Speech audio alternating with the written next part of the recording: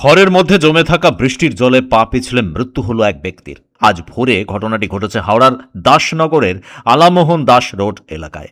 মৃতের নাম কাজল দেয়াশী, বয়স ৪৭ বছর।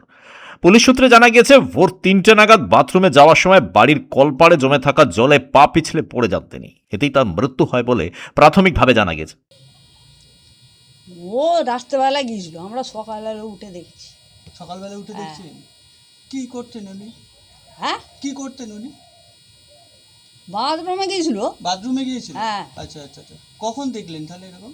সকালের দিকে দেখুন আমরা উঠছি। আচ্ছা, সকালের দিকে উঠে দেখছেন হ্যাঁ, উনি মরে পড়ে পড়ে আছেন, তাই তো?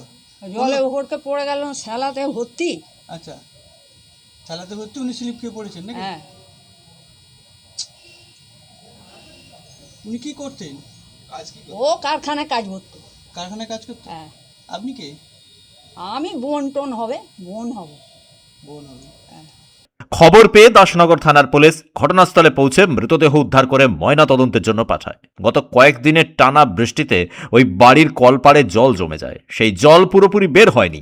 প্রাথমিক তদন্তে পুলিশের অনুমান, জলে পা পিছলে পড়েই ওই বৃদ্ধের মৃত্যু হয়ে থাকতে পারে। মৃত্যুর প্রকৃত কারণ জানতে দেহ ময়না তদন্তে পাঠানো হয়েছে।